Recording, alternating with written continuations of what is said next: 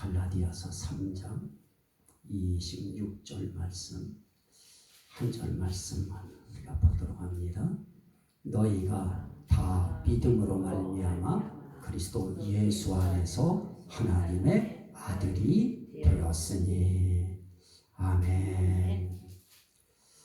자, 우리가 하나님의 아들이 되었다. 하나님의 아들이 됐다고 할 때 그 하나님의 아들의 축복이 있을 것입니다. 하나님의 아들 그래놓고 나서 말로만 하나님 아들이고 어떤 아무런 혜택이 없다. 그러면 우리는 그 하나님의 아들이 됐고 하나님의 딸이 됐다고 하는 것에 대해서 뭐 긍지랄까 자부심이랄까 이런 감사한 마음이 일어나지 않을 것입니다. 하지만은 하나님의 아들이 됐다. 그리고 그 하나님의 아들이 됐다고 하는 것은 그냥 아들이 된 것이 아니고 지옥 가야 마땅한 그런 죄인들이 하나님의 아들이 된다고 하는 것이기 때문에 이건 의미가 상당히 중요한 것입니다. 자, 그러면 일단 하나님의 아들이 됐다. 그럴 때에 거기에 전제 조건이 붙습니다. 다 믿음으로 말미암아 그리스도 예수 안에서 하나님의 아들이 되었으니 그럽니다. 여기에 두 가지 조건 하에서 하나님의 아들이 되어집니다. 하나는 믿음으로 말미암아, 또 하나는 예수 그리스도 안에서. 예수 안에서 하나님의 아들이 되고 믿음으로 하나님의 아들이 되어지는 것입니다. 그러기 위해서 우리는 이 두 가지 요구가 우리에게 이루어져야 되겠습니다. 여러분들은 하나님의 아들 되심이 예수 안에서 되어지고 믿음으로만 되어진다고 하는 사실을 믿으십니까? 아멘. 우린 이렇게 믿음으로 우리는 하나님의 아들됨을 인정하고 또 여러분들은 그리스도 예수 안에서 하나님의 아들됨이 믿어지십니까? 그게 우리에게 중요한 것입니다. 예수 안에서만 우리는 하나님의 아들이 되어지고 그 예수를 믿는 믿음으로만 우린 하나님의 아들이 되어지는 것입니다. 자, 그러면 이렇게 우리는 믿음을 가지고 예수 안에서 우리는 하나님의 아들이 됐다 하는 것에 대한 우리 자신들이 확신을 갖습니다. 그러면 그게 대체 우리에게 뭐 얼마나 유익한 것이냐, 그 축복이 대체 뭐냐, 복이 뭐냐, 우리는 그냥 너무 축복 이게 그냥 입에 붙어서 조금 논리적으로 안 맞을 수도 있지만 그냥 이해하고 우리는 그냥 넘어갑시다. 이런 것도 따지는 분들은 아주 따집니다. 복을 우리가 받았는데 하나님의 자녀가 되는 복이 대체 무엇인가? 자, 그걸 우리 한번 성경을 한번 보시죠. 갈라디아 4장 7절. 갈라디아 4장 7절. 그러므로 네가 이후로는 종이 아니요 아들이니 아들이면 하나님으로 말미암아 유업을 받을 자니라. 하나님의 아들이 되고 하나님의 딸이 됐다, 하나님의 자녀가 됐다고 하는 그 복이 뭐냐? 하나님으로 말미암아 주어지는 유업을 받을 자다. 하나님으로 말미암아 우린 유업을 받는다, 기업을 받는다, 상속을 받는다.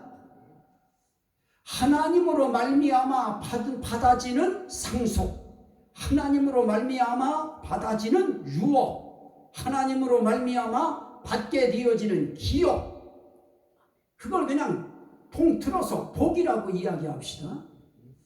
우리는 하나님으로 말미암아 아들이 받을 수 있는 복을 우리는 상속받게 되어지는, 이게 자녀된 자의 복인 것입니다.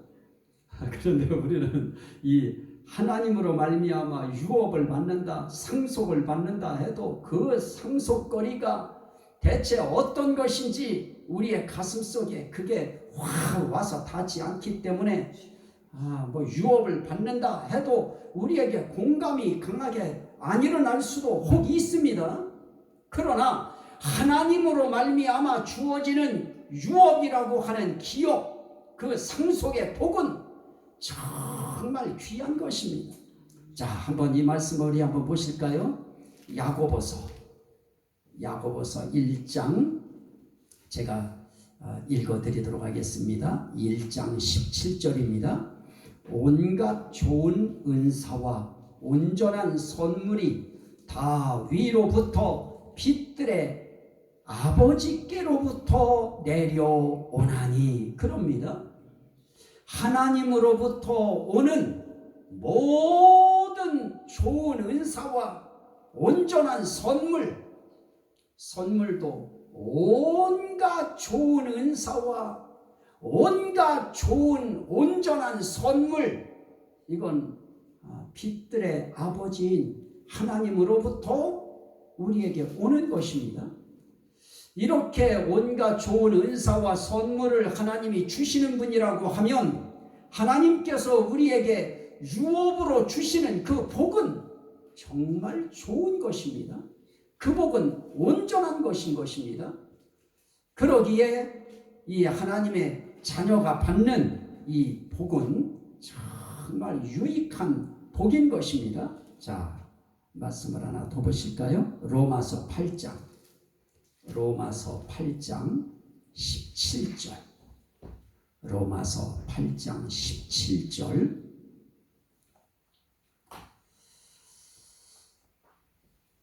로마서 8장 17절. 자녀이면 또한 상속자 곧 하나님의 상속자요 그리스도와 함께한 상속자니. 자, 여기에 아들이면, 자녀이면, 자녀라는 말은 아들과 딸이면 또한 상속자다. 어떤 상속자냐? 하나님의 상속자다. 그러면서 그리스도와 함께한 상속자다. 우린 그리스도와 함께한 상속자, 하나님의 상속자가 되었다 하는 것입니다. 이게 자녀에게 주어지는 놀라운 복인 것입니다. 자, 그러면 자녀된 증표가 뭐냐? 우리가 어떻게 하나님의 자녀가 됐다고 하는 그런 증표를 우리는 세상 속에 내보이라고 할 것입니다. 네 믿음을 내보이라라고 말씀하듯이 그 증표를 내보이라라고 할 때 우리가 하나님 앞에서 내보일 수 있는 증표는 분명한 것입니다. 자, 그걸 우리 한번 보도록 합니다. 갈라디아서 한번 다시 보고 이제 로마서 한번 또 볼 겁니다. 자, 갈라디아서 아까 4장으로 돌아가십시오. 갈라디아서 4장 6절 말씀에 보면 너희가 아들임으로 하나님이 그 아들의 영을 우리 마음 가운데 보내사 우리가 할 수 있는 일이 뭐예요? 아빠, 아버지라 부르게 하셨느니라. 자, 여기서 우리의 영역이 아닌 것이 있습니다. 하나님이 아들의 영, 그 성령을 우리 마음 가운데 보내시는 거, 이건 우리가 알 수 없는 부분입니다. 이건 하나님이 하시는 부분인 것입니다. 그러나 우리가 할 수 있는 부분이 있는 것이에요. 그게 뭐냐? 하나님을 아빠, 아버지라 부르게 하셨느니라. 자, 저와 여러분들이 하나님의 자녀되는 증표, 그거 하나님께서 다른 거 요구하시는 것이 아닌 것입니다. 그 요구 가운데 하나가 뭐냐? 아버지라 부른다. 하나님을 아버지 하고 불러요. 그리고 또 하나님이 더 가깝게 느껴지고 친밀하게 느껴지고 그렇게 하나님께 마음이 더 담겨져서 들어가 있을 때에는 하나님을 아버지 그러기도 하지만 아빠 그래요. 이건 애정어린 표현인 것입니다. 아빠는. 오늘 우리는 하나님을 아빠라고도 부를 수 있고 아버지라고도 부를 수 있는데 우리가 하나님의 자녀 됐다고 하는 증표는 다른 데 있지 않습니다. 하나님을 아버지하고 부르는 이 아버지가 우리에게 있어서는 최대의 증표인 것입니다. 자, 우리 한번 불러봅니다. 아버지! 아버지! 아버지! 아버지! 저는 이 하나님을 아버지라고 부르는 데에 조금의 망설임도 없습니다. 우리 아버님이 지금 이제 돌아가셔서 안 계시다 할지라도 아버님 계셔도 저는 그 아버님 앞에서 저는 하나님을 아버지하고 부르는 것입니다. 어린아이도 그 하나님을 아버지라 부르고 연세가 드신 분들도 그 하나님을 아버지라 부르고 우리는 얼마든지 하나님을 아버지라 부른다고 하는 거, 아빠라고 부른다고 하는 거, 이게 하나님의 자녀된 증표인 것입니다. 이거는 아무리 여기서 시킨다고 해서 되어지는 것이 아닌 것입니다. 이것을 인정하고 내가 그걸 받아들이고 그럴 때 우리는 하나님을 아버지하고 우리 부를 수 있는 것입니다. 그래서 우리가 하나님을 아버지라 부르는 이 부분에 있어서는 이건 진짜 은혜인 것입니다. 우리가 어떻게 하나님을 아버지라 부릅니까? 근데 우리는 하나님을 아버지라 불러요. 다시 한번 보시죠. 로마서 8장 15절입니다. 로마서 8장 15절. 로마서 8장 15절. 로마서 8장 15절. 너희는 다시 무서워하는 종의 영을 받지 아니하고 양자의 영을 받았으므로 우리가 아빠, 아버지라고 부르짖느니라. 그래서 우리는 즐겁고 기분 좋을 때도 아버지 하지만은 하나님 앞에 우리가 부르짖어야 될 상황이 있습니다. 그럴 때 우리는 아버지 하고 부르짖는 것입니다. 정말 우리가 이 하나님을 아버지라고 부르짖을 수 있다고 하는 것이 이게 하나님의 자녀된 복인 것입니다. 자, 그리고 14절 보십시오. 하나님의 자녀된 사람들의 복이 무엇입니까? 14절에 무릇 하나님의 영으로 인도함을 받는 사람은 곧 하나님의 아들이라. 하나님의 아들을 17절에는 자녀라고 그렇게 또 다시 풀어서 해석해 놨습니다. 그래서 성경에 하나님의 아들 그러면 딸들은 다 뭐야 하고 소외감 갖지 마십시오. 성경에 아들이라 표현했어도 아들 의미 속에는 딸의 의미가 포함된 자녀라고 하는 아들의 의미인 것입니다. 그러면 우리 하나님의 아들의 복이 뭐냐? 하나님의 영으로 인도함을 받는다. 우리가 하루하루 살아가면서 하나님의 영, 성령, 그리스도의 영, 예수의 영, 주의 영, 이 하나님의 영으로 우리가 인도함을 받는다. 이거는 정말 이거는 특권입니다. 하나님의 자녀들만이 누릴 수 있는 특권입니다. 하나님은 오늘 저와 여러분들의 삶을 오늘 이제 이 시간 하나님 앞에 우리를 인도해 주신 것입니다. 이것도 모든 환경을 하나님이 만들어 놓아 주시지 아니하면 인도받을 수 없습니다. 하나님께서 우리의 삶을 지키시고 붙드시고 함께 하셔서 우린 그 인도함을 받아서 오늘 또 우린 하나님 앞에 이렇게 예배 드리는 그 공간에서 우리는 함께 오늘 찬송하고 기도하고 지금 말씀을 받는 것입니다. 자, 하나님의 영으로 인도함을 받아요. 자, 하나만 더 봅니다. 요한복음 1장 12절입니다. 요한복음 1장 12절. 그냥 큰 특징 그것만 말씀을 드리는 것입니다. 요한복음 1장 12절에 보면 영접하는 자 곧 그 이름을 믿는 자들에게는 하나님의 자녀가 되는 권세를 주셨으니, 하나님의 자녀, 이건 권세인 것입니다. 이 권세, 상속자가 되는 권세, 이 권세를 주셨습니다. 그래서 그들에게 증표가 있습니다. 그건 무엇입니까? 영접하는 자, 곧 그 이름을 믿는 자라. 자, 우리는 예수 그리스도의 이름을 믿음으로 구원받는다는 사실을 우리는 배우고 있습니다.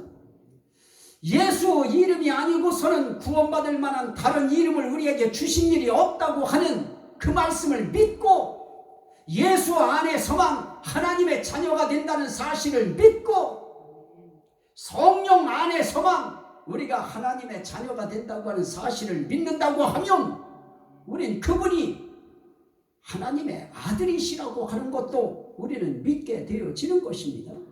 그래서 영접한다는 말이 뭐냐? 받아들이고 환영하고 받아들인다는 말이 뭐냐?